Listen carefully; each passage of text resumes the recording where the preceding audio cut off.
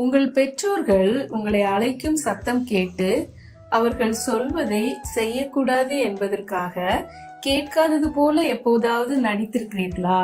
சில நேரங்களில் நாமும் தேவனிடம் அப்படித்தான் செய்கிறோம்.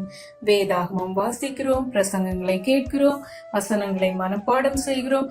ஆனால் தேவன் சொல்வதற்கு கீழ்ப்படியாவிட்டால் நம் வாழ்க்கையில் எந்த மாற்றமும் வராது. இன்றைய ராஜா தேவனுடைய செய்தியை பலமுறை கேட்டும் அதற்கு கீழ்ப்படிய மறுத்துவிட்டான். தேவனுடைய வார்த்தையை கேட்பதுடன் அதற்கு கீழ்ப்படிபவர்களையே தேவன் ஆசீர்வதிக்கிறார் என்பதை இவனுடைய வாழ்க்கை நமக்கு நினைவூட்டுகிறது. இன்றைக்கு நாம் வாசிக்க வேண்டிய மனப்பாட வசனம் எரேமியா 36 அதிகாரம் 20 முதல் 32 வசனங்கள். யோயாக்கீம் யோசியா ராஜாவின் மற்றொரு மகனும் யோவாகாசின் சகோதரனும் ஆவான். பார்வோன் நேகோ யோவாகாசை சிங்காசனத்திலிருந்து அகற்றிய பிறகு எலியாக்கீமை ராஜாவாக்கி அவனுடைய பெயரை யோயாக்கீம் என்று மாற்றினான். யோயாக்கீம் ராஜாவாகும்போது அவனுக்கு 25 வயதாக இருந்தது.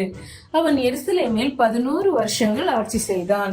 தன் தகப்பனான யோசியாவை போல அல்லாமல் யோயாக்கீம் கர்த்தரின் பார்வைக்கு பொல்லாப்பானதை செய்தான். அவன் ஆட்சி காலத்தில் எரேமியா தீர்க்கதரிசி தொடர்ந்து எச்சரித்தார். ஜனங்கள் தேவனை புறக்கணிப்பதை தொடர்ந்தால் பாபிலோன் எருசலேமை பிடிக்கும் என்று உண்மையோடு எச்சரித்தார். தேவன் எரேமியாவிடம் தம்முடைய செய்திகளை ஒரு சுருளில் எழுதும்படி கட்டளையிட்டார். எரேமியாவால் ஆலயத்திற்கு செல்ல முடியாததால் அவனுடைய உண்மையுள்ள உதவியாளரான பாருக்கு அந்த சுருளை ஜனங்கள் கேட்கும்படி வாசித்தான். இறுதியில் அந்த சுருள் யோயாக்கீம் ராஜாவின் முன்பாக கொண்டு வரப்பட்டது.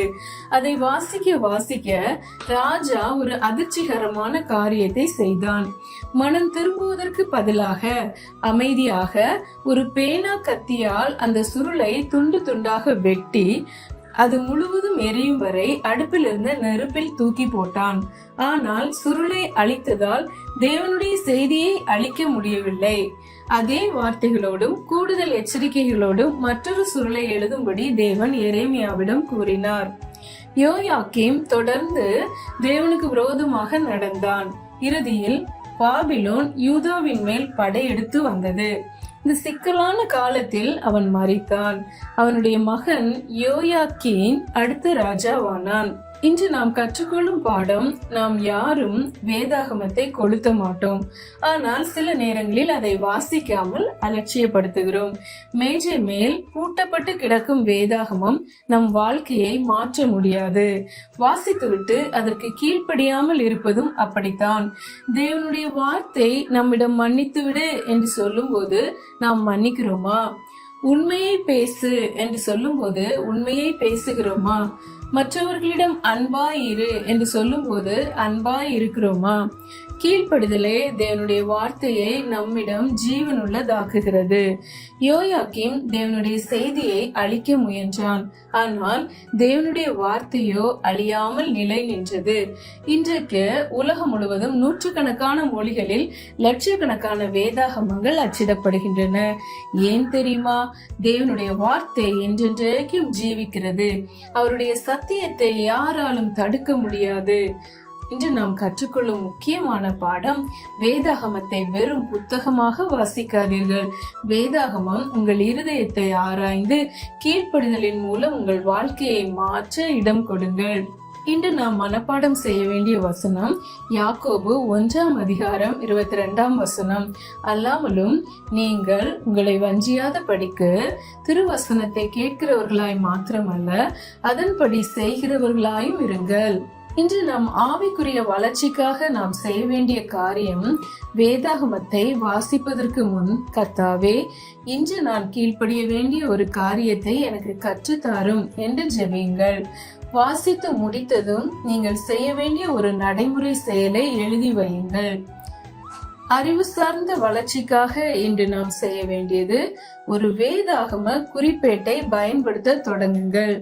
தேதி, வாசித்த பகுதி, கற்றுக்கொண்ட ஒரு உண்மை, அதை உங்கள் வாழ்க்கையில் பயன்படுத்தும் ஒரு வழி ஆகியவற்றை எழுதுங்கள். இது தேவனுடைய வார்த்தை உங்கள் இருதயத்தில் தங்க உதவும். சரீர வளர்ச்சிக்காக இன்று நாம் செய்ய வேண்டியது தினசரி பொறுப்புகளில் கீழ்ப்படுதலை காட்டுங்கள். சிறிய காரியங்களில் உண்மையாய் இருப்பது தேவனை மகிமைப்படுத்தும் என்பதால் உங்கள் வீட்டு பாடங்களையும் வீட்டு வேலைகளையும் சந்தோஷமாக செய்து முடியுங்கள். இன்று நாம் சமுதாய வளர்ச்சிக்காக நாம் செய்ய வேண்டியது இன்றைய மனப்பாட வசனத்தை பகிர்ந்து உங்கள் நண்பனையோ அல்லது உடன் பிறந்தவரையோ உற்சாகப்படுத்துங்கள். நாளின் இறுதியில் தேவனுடைய வார்த்தைக்கு எப்படி கீழ்ப்படிந்தீர்கள் என்று ஒருவருக்கொருவர் பேசிக் கொள்ளுங்கள். நாம் ஜெபிப்போம்.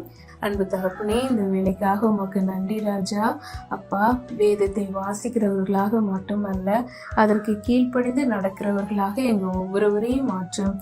இயேசு கிறிஸ்துவின் நாமத்தினாலே ஜெபிக்கிறோம் பிதாவே, ஆமேன்.